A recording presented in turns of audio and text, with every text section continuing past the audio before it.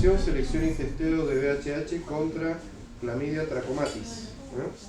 Disertante, la doctora Antonella Locino, del Laboratorio de Biológica e Inmunidad, cuya dirección está a cargo de la doctora Teresa Damián. Bueno, Antonella. Hola, buen día a todos. Bueno, voy a contarles un poco de una de las líneas que ya se ha presentado acá en forma de seminario, pero esta vez les quiero comentar cuán avanzado hemos logrado estar en uno de los proyectos que nos ha sacado varios dolores de cabeza. Voy a hablarles sobre la generación, la selección y el testeo de estas regiones hipervariables que nosotros logramos amplificar contra clamidia trachomatis.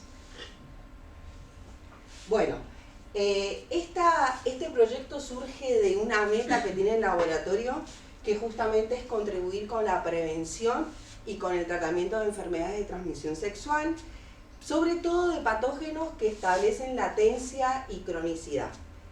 El laboratorio ya tiene una amplia trayectoria en el estudio de este tipo de patógenos de transmisión sexual, y esto se fundamenta y se basa en que más de 700 millones de personas están contagiadas en el mundo y que distintas patologías no solamente afectan la salud sexual y reproductiva de la persona que está afectada, sino de que muchos estudios avalan de que favorece la adquisición de algún tipo de cáncer genital, y que no solamente está afectado la persona que se contagia con este tipo de infecciones, sino también en el caso de que esa persona sea una mujer gestante, el niño puede incluso ser contagiado durante la gestación o en el momento del parto, lo cual trae numerosas patologías para ese niño.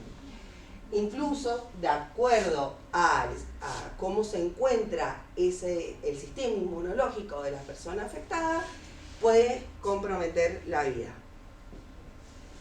Bueno, nosotros hacemos foco en patógenos que son simbióticos, en donde la adquisición de un determinado patógeno, por ejemplo el herpes genital, favorece la colonización de otros patógenos, que no necesariamente tiene que ser un virus, sino que también puede ser una bacteria, y dentro de estos patógenos que establecen infecciones simbióticas tenemos el herpes genital, el virus de la inmunodeficiencia humana, la clamidia como patógeno bacteriano y el virus del papiloma humano.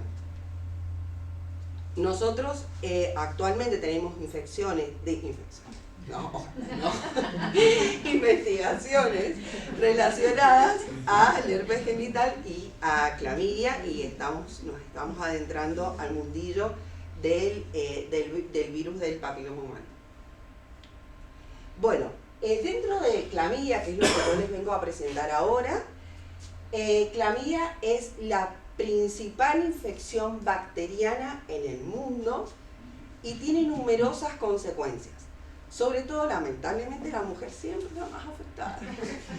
En las mujeres puede provocar no solamente dolor pélvico, sino que incluso muchos de los casos de infertilidad relacionados a la mujer está dado por la clamidia. Y el problema es que 7 de cada 10 mujeres que tienen clamidia lo cursan sin sintomatología. ¿Qué es lo que pasa actualmente en la clínica? No solamente nos llega una paciente que no tiene síntomas, sino de que no hay muchas herramientas disponibles para hacer un diagnóstico correcto. Entonces, por ahí llega una paciente con una clínica acorde a la patología, directamente se le da el tratamiento. El tratamiento es con antibióticos. Hay cada vez más reportes que mencionan la alta tasa de resistencia a antibióticos, por lo cual ese es un problema enorme que hay, no solamente con este tipo de patología, sino con cualquier patología bacteriana. Entonces surge, bueno, ¿y cómo se hace el diagnóstico hoy por hoy? Porque la otra técnica que es utilizada la mejor técnica para hacer diagnóstico es cultivo celular. Pero, ¿qué laboratorios en hospitales estamos hablando cuentan con flujo, con todas las condiciones para poder hacer este tipo de diagnóstico por cultivo celular, que es un diagnóstico caro? Entonces, nosotros creemos que las patas para poder justamente tratar este tipo de enfermedades en este contexto es hacer un diagnóstico certero y un diagnóstico que sea a un bajo costo, que esté disponible a lugares que no cuentan con las suficientes herramientas o con el personal, que no requieran personal altamente capacitado para poder hacer un diagnóstico. Entonces ahí surge el uso de los nanoanticuerpos como una herramienta para poder diseñar kit de diagnóstico, ya sea del tipo de como las tiras reactivas, como las del embarazo, ¿sí? O puede ser un kit basado para ELISA, ¿sí? No necesariamente digamos tira reactiva, pero ambas técnicas sustentadas por los nanoanticuerpos. Entonces, para aquellos que no lo han escuchado, porque el público se renueva, dice Mirta, yo les voy a contar un poquito qué son los nanoanticuerpos.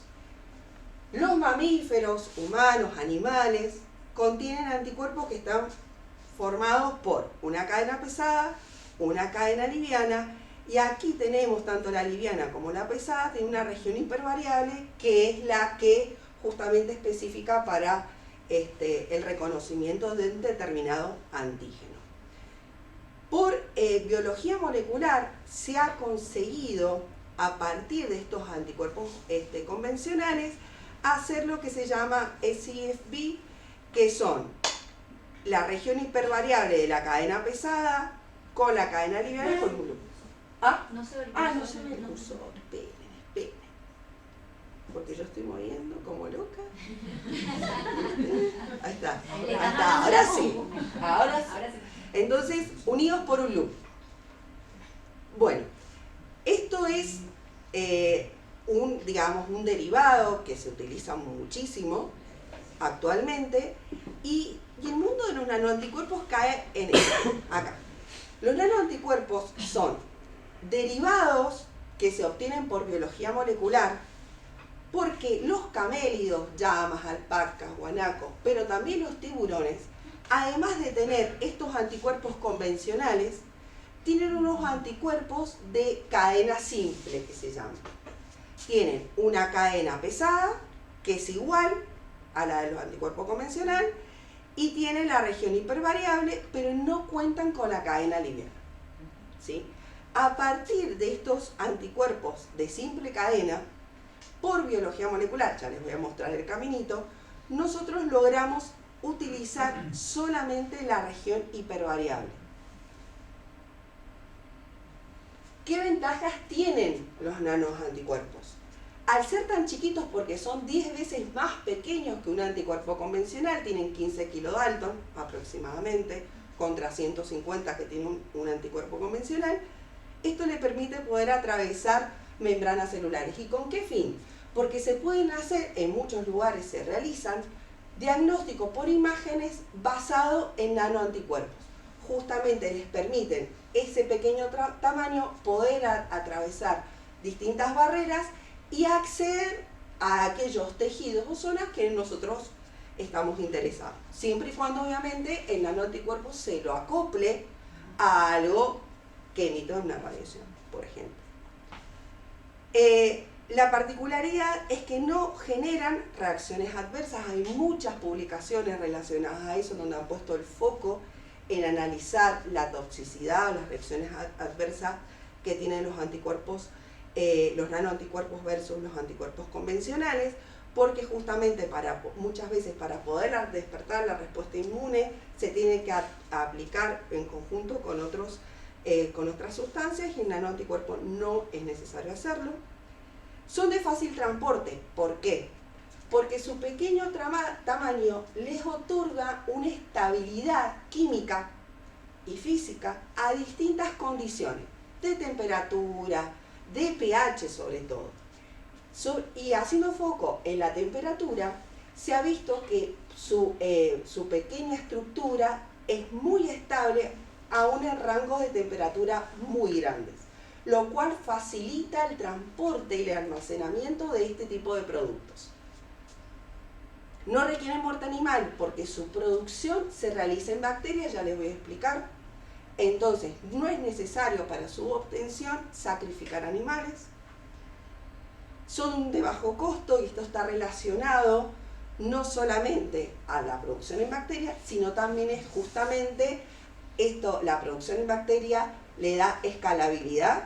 Entonces podemos tener en condiciones muy controladas una gran cantidad de producto a un costo muy bajo comparado a la síntesis de anticuerpos convencionales. Y son adaptables molecularmente, porque justamente según el uso que nosotros le querramos dar, podemos hacer modificaciones de estos nanoanticuerpos por biología molecular. Voy a explicarles más o menos el caminito. Todo comienza con una amada llama o alpaca, a la cual se le inmuniza una proteína recombinante. En este caso nosotros inmunizamos a una alpaca. Esto no lo hicimos acá, lo hicimos en un laboratorio de Chile, en Valdivia. Se le inmunizó con una proteína de la superficie de la Chlamydia trachomatis. Es una proteína que adquirimos, quisimos sintetizar. En realidad es una porción de la proteína es mucho más grande, y le inoculamos a la alpaca de esta manera. Al día 0 se toma 50 mililitros de sangre para tener suero preinmune. Se le administra la proteína recombinante, al día 14 se hace una segunda inmunización, al día 28 una tercera inmunización. Si es necesario, en este caso se hizo una cuarta inmunización. No siempre es necesaria la cuarta inmunización, depende en el caso de la antigenicidad de la proteína. En el caso de todo lo que son proteínas de origen bacteriano, les cuesta un poco más levantar el título con respecto al viral. Al viral con 3 inmunizaciones está hecha, pero para asegurarnos una correcta inmunización se realiza. La realizamos al día 42 y al día 56 se toma muestra de sangre y esa alpaca se la deja descansar. La elección de la alpaca se usa para que ustedes más o menos sepan. Una alpaca como mucho puede recibir 2 inmunizaciones en el año. Entonces son animales que obviamente crecen en condiciones muy cuidadas, pero no suelen ser utilizados tantas veces en el año. Bueno, entonces, antes de explicarle el resto del caminito, voy a mostrarles una pruebita que nosotros hicimos. Nosotros inmunizamos a Tara y lo que hicimos después fue, yo me llevé a Chile unas membranas en donde nosotros corrimos lisado de bacteria y por otro lado infectamos a células con Chlamydia, las lisamos, las corrí y yo quería saber si Tara, el suero preinmune y postinmune, era reactivo a esas muestras. Solamente tuvimos respuesta post-inmunización, es decir, que Tara no había sido expuesta a la Chlamydia, lo cual es muy importante eso saber. Y después nosotros analizando pesos vimos que estaba detectando la proteína de Chlamydia. Esto estamos hablando del suero, el suero pelado, donde tenemos anticuerpos convencionales, los de simple cadena, todo. Entonces dijimos, bueno, respiramos, vamos bien. Y ahora nos metemos en este mundo. A partir de la sangre que se extrae de Tarita, se hace un gradiente de Ficol hacemos la obtención de los linfocitos, a partir de los linfocitos la obtención del ARN mensajero y la síntesis del cDNA. ¿Con qué fin? Después, con primers específicos, amplificamos las regiones que codifican para las regiones hipervariables. De todo, o sea, tenemos una colección de regiones hipervariables. No solamente contra la proteína que a nosotros nos interesaba, sino los de Tarita, los de la vida. Por eso se dice que tenemos una colección, una librería. Por eso se llama librería inmunológica. Porque dentro de todo el mundo yo tengo solamente un libro, que es el que a mí me interesa ahora, pero escondido hay un montón de cosas. Ve, tú vas a ver que hay ahí escondido. Entonces, esa colección de regiones hipervariables, nosotros la incluimos, la ligamos a un vector receptor que es de expresión en bacteria, y lo particular de este vector es que tiene un péptido señal que manda la proteína, en este caso el dominio hipervariable, a la superficie. Entonces la bacteria se decora como una coronita, ¿sí?, con lo que nosotros llamamos nanoanticuerpos. Ahora, vamos a tener una colección de bacterias coronadas con distintos nanoanticuerpos. Bueno, ¿qué se hace ahí? Lo posterior, ahora se los voy a explicar, tenemos el conjunto de bacterias coronadas, se las hace pasar por unas bits que han sido recubiertas con la proteína que le inmunizamos a la alpaca. Entonces, solamente se van a unir ciertas bacterias que reconozcan a esa proteína. Lo interesante es que se unen distintas bacterias, porque por ahí se generó una región hipervariable contra una parte de la proteína, otra. No todas las bacterias que se unen reconocen el mismo sitio, la misma región de la proteína recombinante. Pero ¿qué es lo que sucede? Al unirse, pasa las bacterias que nos unieron, voy, digamos, purificando, seleccionando la zona, digamos, aquellas bacterias que reconocieron a mi proteína de interés. Una vez que yo ya me quedé, dije, bueno, listo, después de varias rondas, son un montón de rondas de selección, son 6 pasajes que se hacen con Ficol, lo que queda se tira a una placa de agar. Y llegamos acá. Yo me vine, no sé cómo pasé la aduana, otro tema. Me vine con un mar de colonias. Ajá. Y ahí, paciencia on y a seleccionar. Teníamos un mar de colonias y lo que uno hace, extendimos cada colonia para no perderla, porque muchas eran ínfimas. Entonces así se trabaja con placas grandes, 235 clones, dijimos. Acá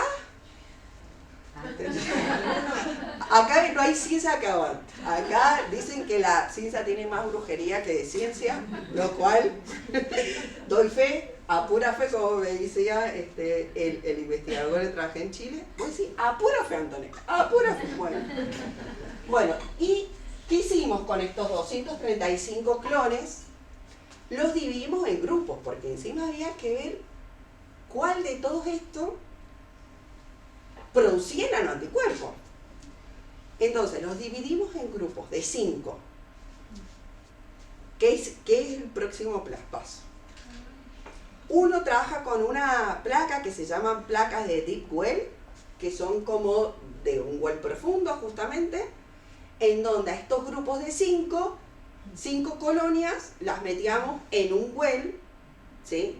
Y así hicimos con todo, hasta que chequeamos los 235. Este precultivo que los crecemos overnight, al otro día hacemos una dilución 1 en 100 para poder hacer una inducción de la expresión de esta bacteria. ¿Sí está bien?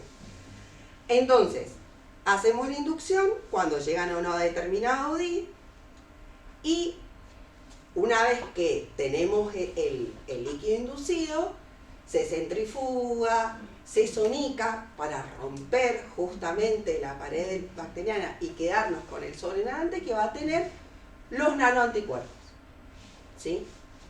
Y eso lo chequeamos, el primer screening que hicimos fue con ELISA. Ay, esperen que me fui. Bueno, ¿cómo diseñamos el ELISA? Inmovilizamos nuestro antígeno, que es la proteína recombinante que nosotros le colocamos a tarita, incubamos con el sobrenadante del cultivo inducido, y como el plásmido en el que están insertos estas regiones hipervariables tienen un tag de histidina para su purificación y un tag de MIC. Entonces utilizamos un anti-MIC, ¿sí?, para poder reconocer el nanoanticuerpo, y un anti-rabbit para reconocer el anti-MIC, que está conjugado a HRP. Entonces, después de todo esto, esta es la parte de gritadera, en donde uno pone después la placa en el lector, y tuvimos positivos. Tuvimos clones positivos. De los 235, 9 clones fueron positivos. Ahí, jolgorio, fiesta. Teníamos nanoanticuerpos. ¿Puedo preguntarte algo? Sí. ¿En 9 o 45? 9.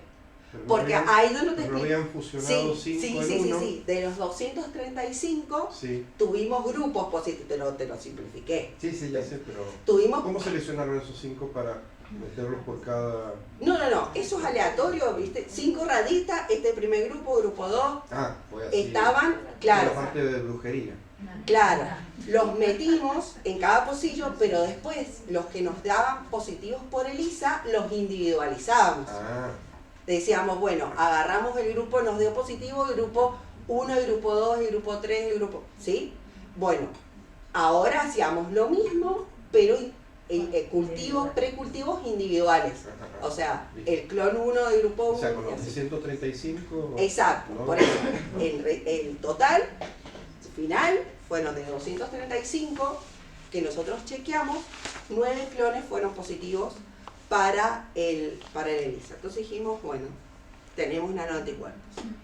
Pero algo que nos parecía necesario, y era lo que nosotros perseguíamos, todo bien, pero esto se hizo con una proteína recombinante, con una porción de la proteína que en realidad está en el patógeno. Reconocerá el patógeno, porque era lo que nos importaba.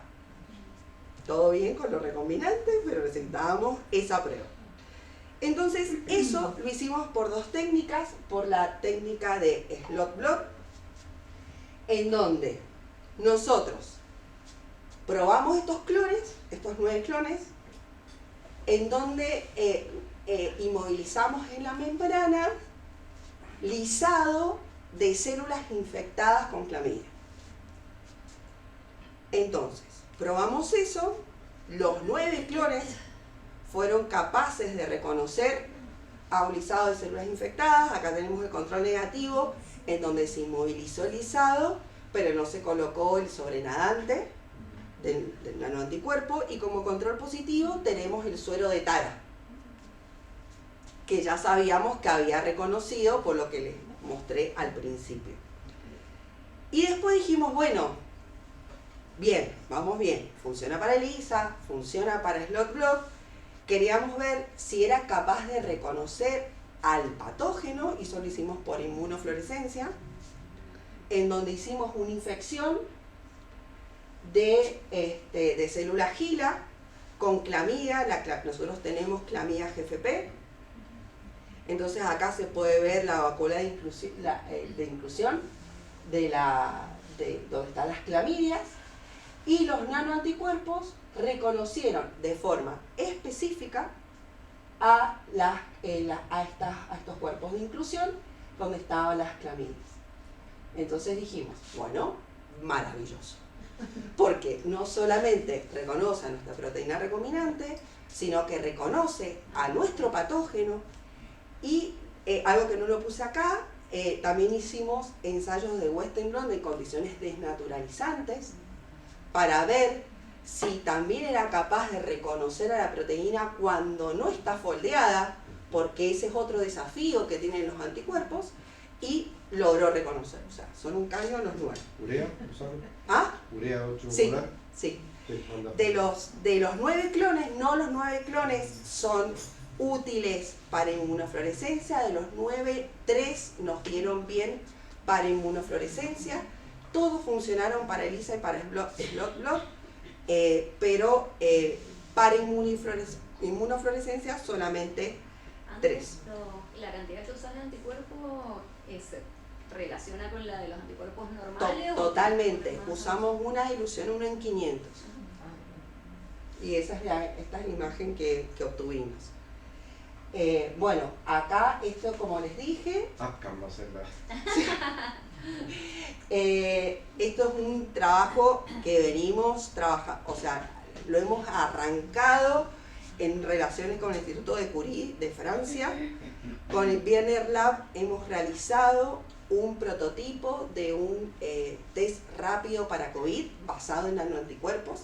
Entonces la idea justamente es probar estos mismos nanoanticuerpos para clamidia en una tira reactiva. Pero como les dije, todavía no definimos tampoco si lo hacemos, si ofrecemos un kit de ELISA. Bueno, todo depende. Porque los nanoanticuerpos son muy bellos, son chiquititos, pero ese pequeño tamaño trae sus dificultades. Lo primero que nos pasó, y que nos pasó en el proyecto que hicimos con Biener del kit de test rápido para COVID, es que el nanoanticuerpo se volaba con los lavados.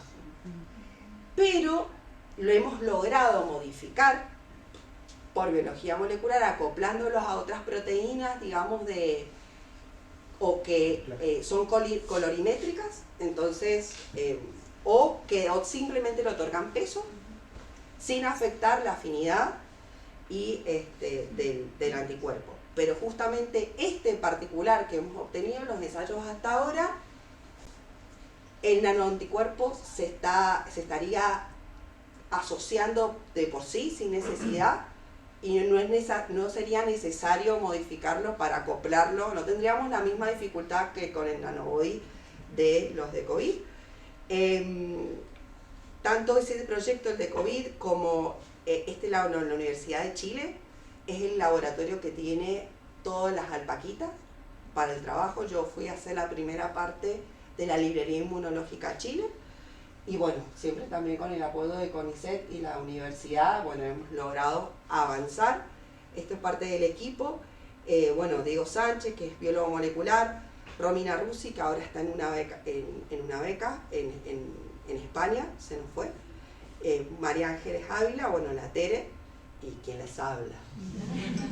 Bueno, eso es todo.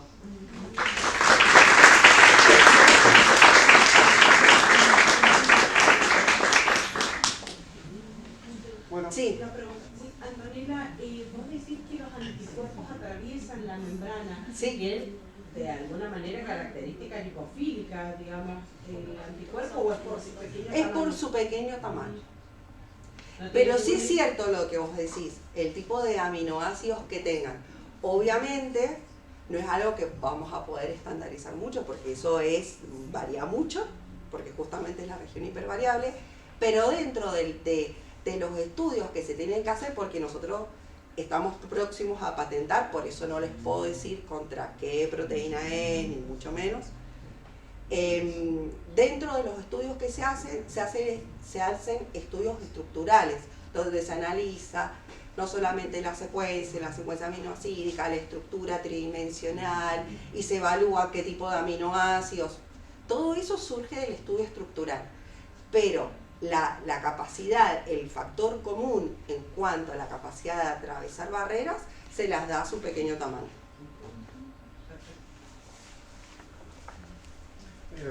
Por ahí me quedé en una consulta, lo habrás dicho y pasó.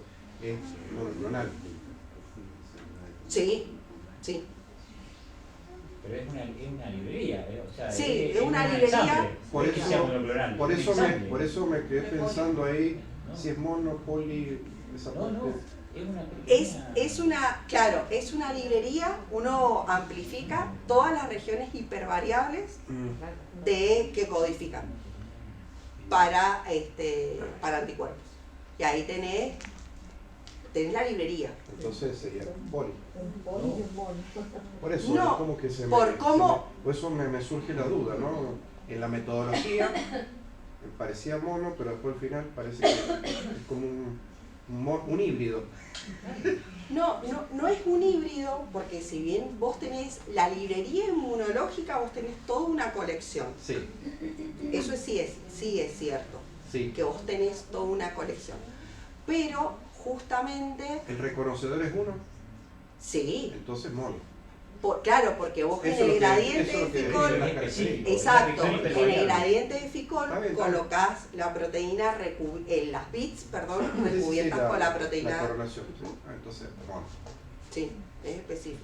Anto, ¿cuál es la incidencia de la infección por clamidias?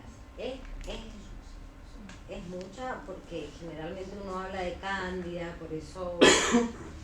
Es mucha, ese es el tema, de que es mucha cada vez ahora con las modificaciones en las prácticas sexuales que hay, que no solamente tienen te influyen en clamidia, sino en cualquier tipo de infección de transmisión sexual.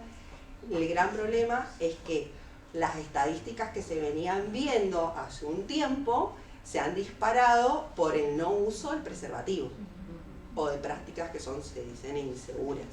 Entonces, lamentablemente, la incidencia ha aumentado mucho más de lo que ya estaba.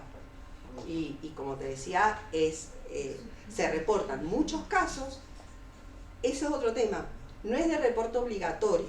Entonces, siempre se habla de que vos estás viendo un valor por debajo de lo que hay en la realidad, porque no es de reporte obligatorio como es el VIH. Aparte de que son asintomáticas, ¿no? Exacto, y más el 75, que es un porcentaje altísimo que cursan sin sintomatología. Entonces, bueno, ahora justamente de usar este tipo de anticuerpos, que tenemos que ver cómo se comportan distintas condiciones de pH, ese estudio todavía no lo hacemos, también va a influir mucho en qué tipo de muestra vamos a utilizar para el test. Si se puede usar orina, no se puede usar orina. Todo va a depender también de la estabilidad del anticuerpo al pH. ¿Y cómo logran que se pegue el anticuerpo al Sí, problema que por tienen, ahí si digamos? no se vuela, perfecto. O sea, todo va a depender, el tipo de muestra que se vaya a utilizar va a depender de justamente los resultados de la estabilidad estructural del anticuerpo. Anto, ¿la proteína con la que vos haces el nano es común a otras clamidias? Sí, sí. Estructural.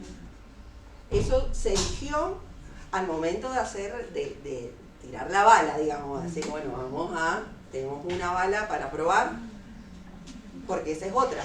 No, era una opción, una tirada y suertecita.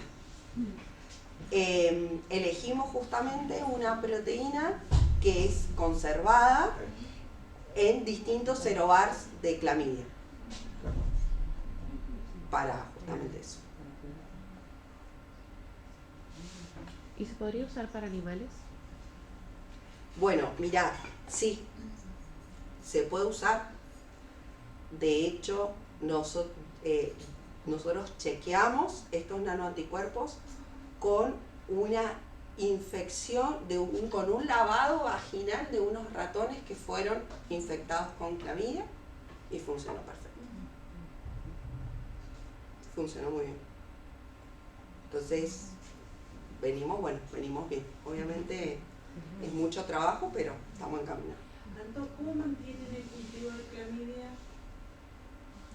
Se mantienen primero, a ver, lo tenés que hacer pasar cada tanto por célula, porque son patógenos intracelulares obligados. Pero tienen un cultivo primario. No. Lo haces pasar para aumentar también el título y se lo conserva en buffer específicos. Y así lo tenés y te vive. La bacteria la tenemos congelada a menos 80. Bueno, si no hay más consultas, muchas gracias. Los invitamos a tomar el café y el